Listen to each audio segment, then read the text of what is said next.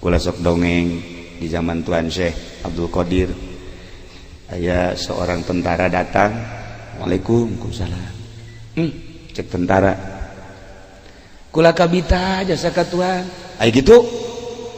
Asana ngeunaheun jasa hirup Tuan mati majlis ka masjid ka imah, ti majlis ka masjid ka imah, ngaji zikir maca kitab, ngaji zikir ngeunaheun amat. Ai maneh naon?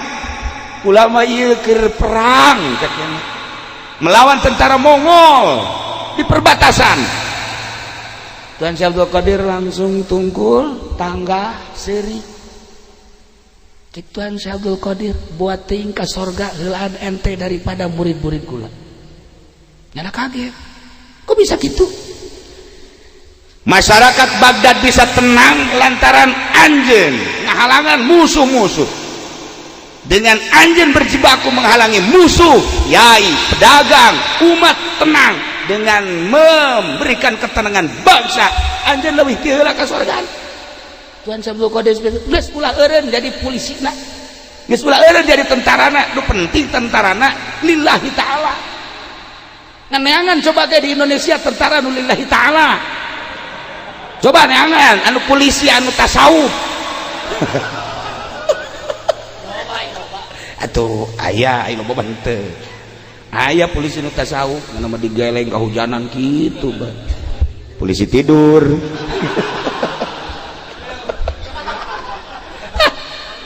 Itu aja.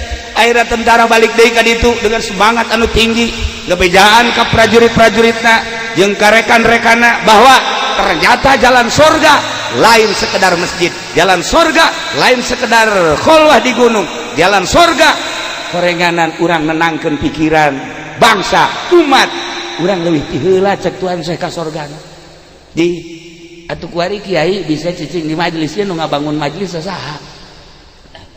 Pedagang di mana? Nah, bisa tenang orang.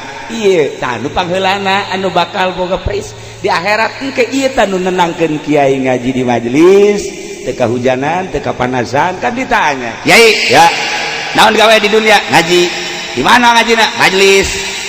Kahujanan teu? Henteu. Panasan teu? Henteu. Nang saha ngabangun? Nang bos.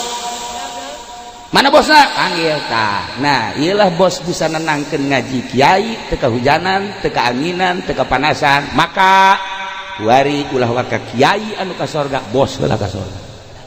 Atuh bos heula ka sorga. Kiai mah malah mah posewan ka neraka. Iya, bisa nenangkeun ngaji, bisa nenangkeun bangsa. Dumantak lamun bener jadi bupatina gede ganjaran. Lamun bener jadi gubernur gede ganjaran, lamun bener jadi tentara gede ganjaran, lamun bener jadi polisi gede ganjaran daripada jadi kiai ngariungan hayang berkat doang sih kasih. Siksaeun Allah ieu mah jelema.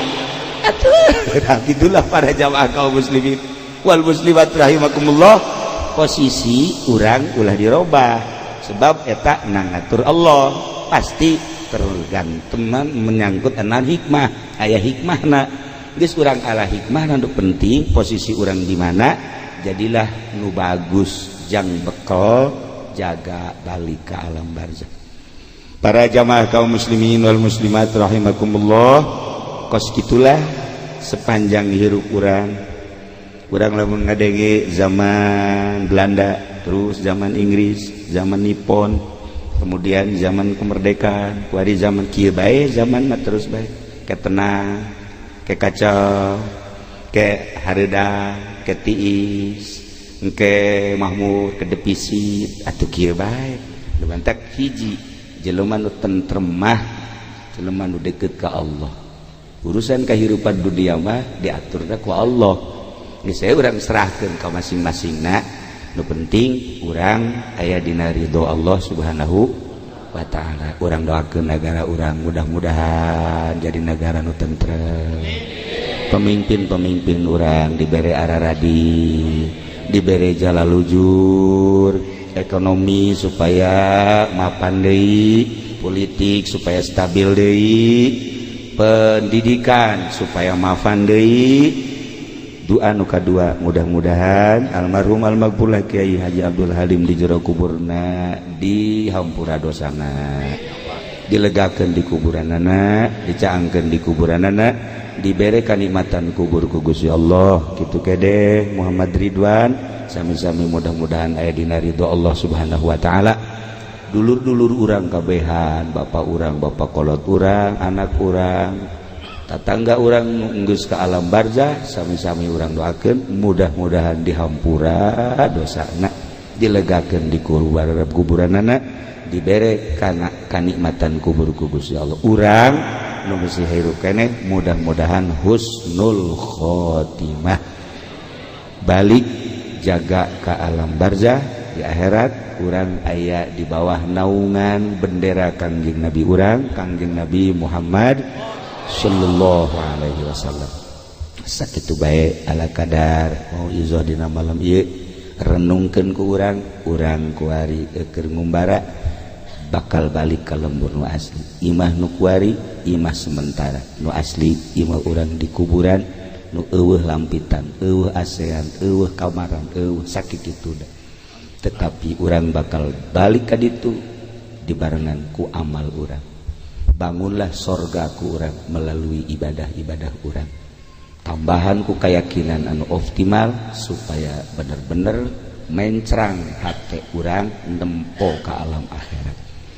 Allahumma shalli wa sallim ala sayyidina Muhammadin fil awwalin wal akhirin wa barik wa sallim wa radhiyallahu ta'ala an sadatina ashabi sayyidina Rasulillah ajma'in. Ya Allah ya Rabbal Alamin, Allahumma arham ummata Sayyidina Muhammad, Allahumma ajbur ummata Sayyidina Muhammad, Allahumma aslih ummata Sayyidina Muhammad, Allahumma farrij an ummati Sayyidina Muhammadin sallallahu alaihi wasallam.